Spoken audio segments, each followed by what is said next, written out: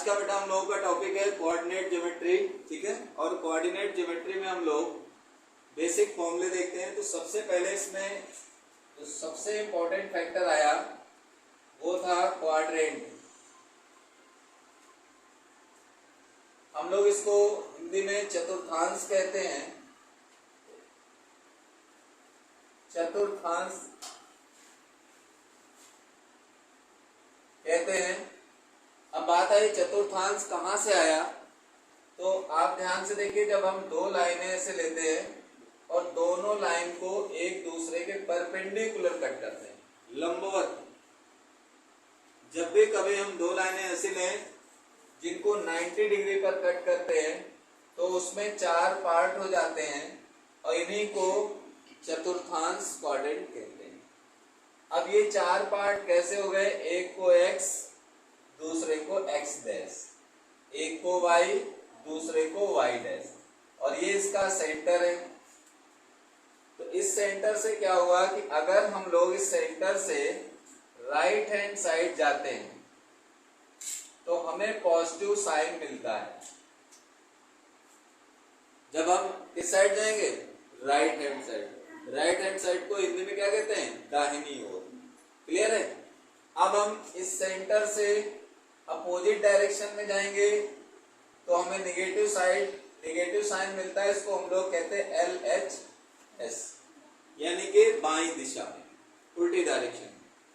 इसी में अगर हम ऊपर की ओर चलते हैं अप डायरेक्शन तो पॉजिटिव मिलता है। इसे हम लोग y एक्सिस कहते हैं, y अक्ष कहते हैं। इसे हम लोग x एक्सिस कहते हैं, x अक्ष कहते हैं। इसे x डैश एक्सिस कहते हैं, x डैश अक्ष कहते हैं। इसे हम लोग y डैश एक्सिस कहते हैं, y अक्ष कहते हैं। अब हम जब इससे इसके सेंटर से नीचे की ओर आते हैं तो निगेटिव साइन मिलता है। इसे डाउन डायरेक्शन कहते हैं, नीचे की ओर आना। इसे अप डायरेक्शन कहते हैं, ऊपर की ओर जाना। ठीक है, ऐसे इसी लैंग्वेज में क्वेश्चन में मिलता है। अब हम लोग क्या करते हैं, इनके साइन के अकॉर्डिंग जब इनको एक साथ रखते हैं, इसे x एक्सिस की वैल्यू, इसे y एक्सिस की वैल्यू कहते हैं। तो ये फर्स्ट क्वाड्रेंट है। फर्स्ट क्वाड्रेंट मीन्स प्रथम चतुर्थांश। तो इसका सिंबल मिला कि जब भी कोई चीज फर्स्ट क्वाड्रेंट में होगी पॉजिटिव होगी, दोनों पॉजिटिव होगी। x की वैल्यू भी पॉजिटिव होगी और y की वैल्यू भी पॉजिटिव होगी। अब अगर हम सेकेंड क्वाड्रेंट में आते हैं, द्वितीय चतुर्थांश जिसे कहते हैं, तो यहाँ पर x की वैल्यू निगेटिव और y की वैल्यू पॉजिटिव होगी। तो अब हमें कहीं पर भी किसी भी क्वेश्चन में एक वैल्यू निगेटिव एक पॉजिटिव मिले तो हम उसको सेकेंड क्वाड्रेंट की वैल्यू कहते हैं। थर्ड क्वाड्रेंट में, तृतीय चतुर्थांश में दोनों वैल्यू निगेटिव मिलती है। अगर हमें कहीं दोनों वैल्यू माइनस में मिल जाए तो समझ जाइएगा कि वो थर्ड क्वाड्रेंट है, तृतीय चतुर्थांश है। फिर यहाँ पर एक पॉजिटिव दूसरी निगेटिव हो गई तो इसे हम लोग फोर्थ क्वाड्रेंट कहते हैं, चतुर्थ चतुर्थांश कहते हैं। तो इस तरह से हमारा जो क्वाड्रेंट है वो 4 पार्ट में डिवाइड हो गया। अब बात आई इस सेंटर ओ के कोऑर्डिनेट्स क्या है, तो इस सेंटर ओ के कोऑर्डिनेट्स 0,0 होते हैं। इसका नाम होता है, इसे हम लोग ओरिजिन कहते हैं। ओरिजिन मतलब मूल बिंदु, जहां से हम किसी काम को शुरू कर रहे थे। यहाँ पर 90 डिग्री है, 9 नहीं है। ये दोनों लाइनें एक दूसरे को 90 डिग्री पर कट कर रही है, ये बात ध्यान रहे। तो सबसे पहले क्वाड्रेंट यानी कोऑर्डिनेट ज्योमेट्री में आता है कोऑर्डिनेट, निर्देशांक। तो सबसे पहले निर्देशांक, तो निर्देशांक क्या हुआ, जैसे अब यहां पर आपने लिखा plus plus, minus plus, minus minus, plus minus. आप इसको बोल सकते हैं first quadrant, second quadrant, third quadrant, fourth quadrant, प्रथम चतुर्थांश, द्वितीय चतुर्थांश, तृतीय चतुर्थांश और चतुर्थ चतुर्थांश। आपसे किसी ने कहा अच्छा बताइए कोऑर्डिनेट क्या होता है, तो आपने बोला x, y को हम कोऑर्डिनेट कहते हैं। अगर कहीं x एक्सिस की वैल्यू लिखी हो, यानी कोई व्यक्ति x अक्ष पर चल रहा है, दूसरी तरफ y अक्ष की तरफ चल रहा है, ये दोनों लोग जितनी डिस्टेंस कवर करते हैं, मान लीजिए कोई आदमी x अक्ष पर 5 मीटर की दूरी तय किया, y अक्ष पर 10 मीटर की, तो हम लोग इसको कोऑर्डिनेट कैसे बनाएंगे 5, 10। पहले x अक्ष की डिस्टेंस लिख देंगे, बाद में y अक्ष की, और ब्रैकेट लगा देंगे, कोऑर्डिनेट बन गया। तो इस तरह से कोऑर्डिनेट होता है। हम लोग इसे ऑर्डिनेट और क्या कहते हैं, क्या बताया था, एब्सिका, ठीक है, या एब्सिसा। इसे ऑर्डिनेट हिंदी में बोल रहे हैं अभी, और से इसे हम लोग कहते हैं हिंदी में भुज, इसे हम लोग कहते हैं कोटि के नाम से जानते हैं। फिर इसके अंदर कोऑर्डिनेट में फॉर्मूले क्या है, जैसे पहला फॉर्मूला आया डिस्टेंस फॉर्मूला,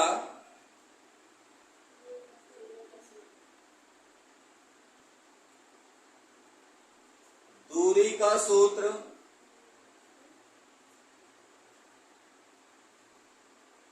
डिस्टेंस फॉर्मूला, दूरी का सूत्र। तो हम डिस्टेंस यहां पर किसकी निकालने वाले हैं, दो बिंदुओं के बीच की। दो बिंदु कहां से आएंगे, मान लीजिए आपने यहां एक लाइन ऐसे खींच दी, तो जब आपने यहां एक लाइन खींच दी तो यहां पर कोई दो पॉइंट ले लिए। अब आप कह रहे हैं कि इस पॉइंट से इस पॉइंट के बीच की आपको डिस्टेंस चाहिए। तो अब आप इस दो पॉइंट से दो पॉइंट के बीच की डिस्टेंस चाहिए, तो आप कहेंगे कि इन दोनों पॉइंट के कोऑर्डिनेट क्या हैं। तो आपने कहा पॉइंट P के कोऑर्डिनेट है x1 y1 और पॉइंट Q के कोऑर्डिनेट है x2 y2। इसलिए इसका जो डिस्टेंस फॉर्मूला हुआ D equals to square root के अंदर x2 माइनस x1 का whole square plus y2 minus y1 का। क्लियर है। ऐसे ही यहाँ पर मिड पॉइंट फॉर्मूला भी है। अब यहीं पर किसी ने बोला है इसका मिड पॉइंट निकालिए r, तो आप इसका मिड पॉइंट फॉर्मूला निकालेंगे। तो मिड पॉइंट फॉर्मूला में है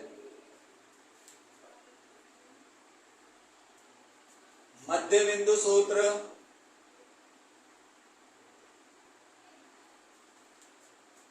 तो इसके लिए point P x1 y1, point Q x2 y2 और फॉर्मूला हो गया r equals to x1 plus x2 upon 2 y1 plus y2 upon.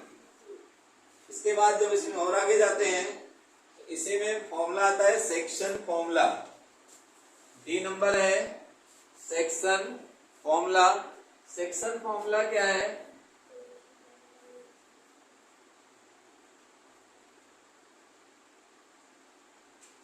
विभाजन सूत्र।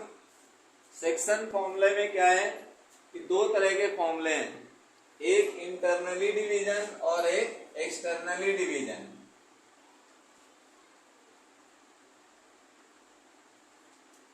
और एक एक्सटर्नली डिवीजन,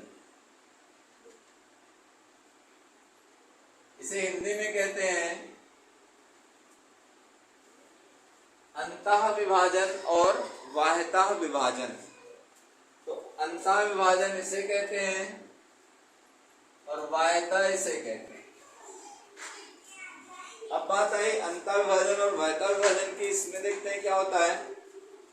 तो पहले इंटरनली डिवीजन, तो इसको एक लाइन से डिनोट करते हैं। ये लाइन भी एक्सिस पर रिप्रेजेंटेड है। ये पॉइंट P, पॉइंट Q, इसके कोऑर्डिनेट x1 y1 अपने मन से ले रहे हैं, इसके कोऑर्डिनेट x2 y2। इसको यहां कहीं हम R पॉइंट से डिवाइड कर रहे हैं और इसके कोऑर्डिनेट हम h, k समझते हैं। तो अब आपने मिडिल पॉइंट पर इसको डिवाइड नहीं किया। मान लीजिए आपके पास एक कोई बहुत बड़ी डंडी थी और आपने उसको बीच से कहीं से तोड़ा, लेकिन बीचों बीच से नहीं तोड़ा, इधर उधर थोड़ा आगे पीछे कम ज्यादा में। आपको पता लगाना है कि वो कितना रेशियो, कौन वाला भाग ज्यादा बड़ा था, कौन वाला भाग बहुत छोटा था, वो पता लगाना है। इसको हम m और n रेशियो में डिवाइड करते हैं। तो इसको हम लोग रेशियो को बोलेंगे m रेशियो n। तो अब आपके पास फॉर्मूला आएगा आर एच कॉमा के, ये फॉर्मूला थोड़ा बड़ा होता है, इसको लर्न करना पड़ेगा। mx2 plus nx1 upon m plus n, my2 plus ny1 upon m plus n। ये इंटरनली डिवीजन यानी अंतर विभाजन का फॉर्मूला है। इसकी पहचान होती है प्लस साइन, ध्यान रहेगा। अब एक्सटर्नली डिवीजन बाह्यता विभाजन के लिए r equals to h comma k, इसी में माइनस लगा के लिख देंगे तो हो जाएगा mx2 minus nx1 upon m minus n, my2 minus ny1 upon m minus n। ये फॉर्मूला हो गया क्या, एक्सटर्नली डिवीजन, मतलब किसी लाइन को हम बाहर से ब्रेक करते हैं, इधर लिखा हुआ है, ठीक है। तो इसके आगे जब फॉर्मूला है तो आया सेंट्रॉइड ऑफ ए ट्रायंगल, त्रिभुज के केंद्रक के निर्देशांक का सूत्र। तो ई नंबर पर है सेंट्रॉइड ऑफ ए ट्रायंगल, त्रिभुज के केंद्रक का निर्देशांक, त्रिभुज के केंद्रक का निर्देशांक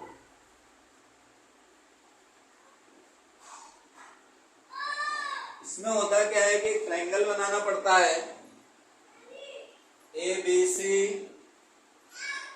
पहले के coordinate x1 y1, x2 y2, x3 y3 से, और ये इसका सेंट्रॉइड हो गया। इसके कोऑर्डिनेट चाहिए तो g इक्वल टू होता है x1 plus x2 plus x3 upon 3, y1 plus y2 plus y3 upon 3। Last formula है एरिया ऑफ ट्रायंगल। सबसे इंपॉर्टेंट, इसका 1 लाख क्वेश्चन बोर्ड एग्जाम में जरूर आता है। तो नंबर लास्ट है, 5th नंबर पार्ट है एरिया ऑफ ट्रायंगल, त्रिभुज का क्षेत्रफल पता करना। कोऑर्डिनेट ऐसे ही रहेंगे x1 y1, x2 y2, x3 y3। इसको हीरोज फॉर्मूला वाला सिंबल इसको भी दिया जाता है। फॉर्मूला होता है half x1 y2 minus y3, x2 y3 minus y1, x3 y1 minus y2। इसको याद करने का तरीका है, मोबाइल नंबर आप लोग याद करते हैं 123 231 312, आगे 0 पीछे 0 लगाइए, कॉल कर लीजिए, मेरे पास आएगा।